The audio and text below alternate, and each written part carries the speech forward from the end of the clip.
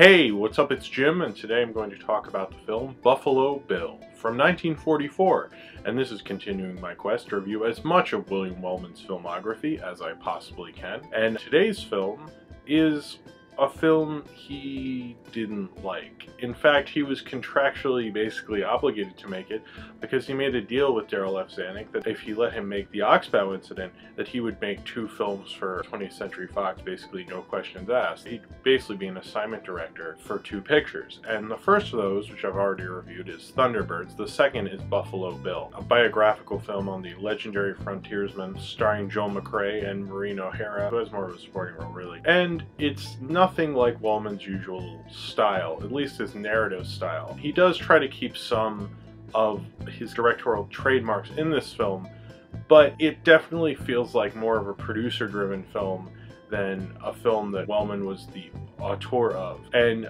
the fact that this film doesn't have an authorship to it and such a kind of hamminess and big studio production of it makes it so anti what Wellman's doing that I think if I had seen this film not a part of reviewing a director like Wellman, I might enjoy it a lot more. But because it's so against his normal style and it's really different from what I'm usually seeing from him, it does seem like an odd man out. I also don't think this is really as good as any of his stuff, and you can kind of tell that he is becoming less interested in being an assignment director. I mean, he was far too talented to really be doing that, but that was what you had to do back then if you were a studio director. You had to do a couple for the studio if they let you do what you wanted, and Wellman had already done that. He'd done a lot of women's pictures, and he got to do Heroes for Sale and Wild Boys of the Road, and now that's still going on even over 10 years later. There's certain assignment pictures where I feel like he cares and he got really into it, whether it's The Purchase Price or Other Men's Women or what have you. But then the Thunderbirds and Buffalo Bill, it really feels like he doesn't want to be there. Like he really isn't as interested. The level of care and craftsmanship that you usually get from a William Wellman film just isn't there in this or in Thunderbirds. I think a little more in Thunderbirds, frankly. And Technicolor doesn't really seem to be his strong suit. In this period, I feel like he's far better at black and white when he's kind of doing the documentary thing.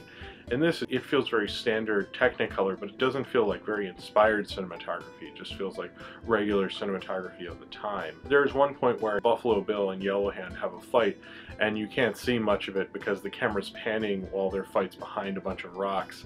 And that's classic Wellman. That's very much a Wellman trademark. And he was smart enough to get some of that stuff in, and I think it made that sequence at least a lot better. But usually he's actually very good at action sequences, and a lot of the battles between the Indians and the frontiersmen weren't really that interesting. I mean, there's certain shots I liked, but for the most part it didn't have an excitement to it. It just felt very standard 40s Technicolor Western. This was one of the bigger productions of 20th Century Fox at the time, and they were lucky they had a director of Wellman's craftsmanship and Wellman's abilities at their disposal at the time. But it doesn't feel like they really wanted him to be William Wellman. They just wanted someone who they knew was going to deliver kind of a picture that everyone would like, and they did. This was actually a big hit, much to Wellman's regret. He hated this movie. It was so pompous, and the ending is particularly cheesy. In both documentaries about Wellman, they point out the ending and how cheesy and against his usual style it is. Wellman was a little more subtle. He was a lot more of an economical filmmaker, straight to the point.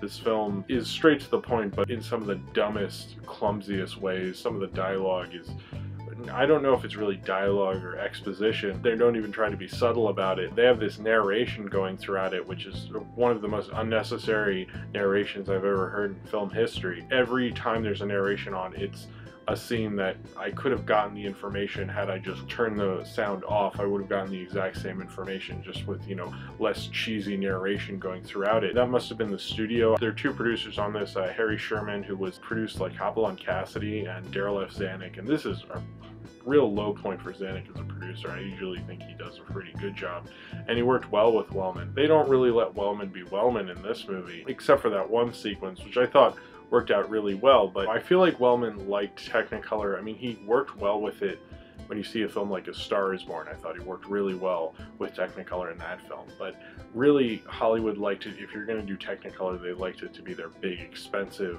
movies, and really showed off that way. And I feel like what he did with A Star Is Born was really against that kind of idea, although A Star Is Born wasn't like a cheap movie or anything. It's very standard kind of cavalry 40s Western. It feels like generically influenced by John Ford.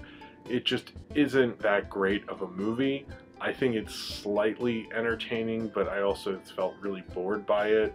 I know it's not really accurate to Buffalo Bill's life. It's apparently there's a lot of inconsistencies in it, and Joel McCrea kind of grows on you as the film goes on, but it's like, why is Joel McCrea Buffalo? I don't know. I think Joel McCrea was much more suited for Preston Sturges movies than he was in like cowboy films. Thunderbirds at least was kind of a twist on the Wings subplot and had some really nice flying sequences and seemed to be kind of a better fit than Buffalo Bill. I mean, that feels like a real fuck you from Zanuck. Wellman still spoke highly of Zanuck, even in his book, which was much later than this film. It doesn't feel like a lot of the acting and a lot of the cinematography like Wellman was really into it. I mean, it feels like a lot of times like he didn't do as many takes or spend the time or use the artistry he usually would. Even the horses sometimes feel a little out of control and less wrangled than I'm used to in a big studio production, almost like he wanted to get this done. They probably just wanted him because he was a really quick filmmaker. He probably just, you know, got it done as quick as possible and under budget, so it worked out for them. This film,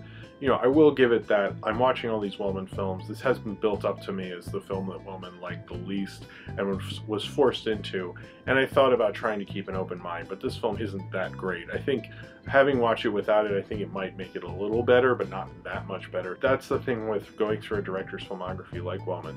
When you're a studio director at this time, this is the kind of stuff that would happen to you, and you end up directing films you hated, even if they did become big hits. And I'm sure that certainly helped Wellman, especially when he was doing things like The Story of G.I. Joe later. I understand completely, knowing as much about William Wellman and his other films as I do now, why he wouldn't like this movie. And I definitely understand why I don't like this movie. I don't think it's a good match of director and subject matter. I actually think someone like Sam Fuller could have done a great Buffalo Bill movie. There's a real master at work in a lot of the 40s films he cared about, and then in the 40s films he didn't care about, it felt like, you know, he just wanted to go home to dinner to see his wife Dottie. That really reflects in this film. There just wasn't the amount of care. Maybe he had just had it with this kind of thing, and it really, this one shows more than any of the assignment pictures I've seen up to this point. I think it shows more than any of them that he just didn't really care, and he definitely thought it was cheesy, and almost feels like Zanuck had his hooks too much into this film. I can understand why this isn't a Western I ever hear particularly talked about. Certain films are hits at the time but don't age well, and boy, this didn't age well. I guess that worked out for Wellman. One of the bigger hits he ever had that he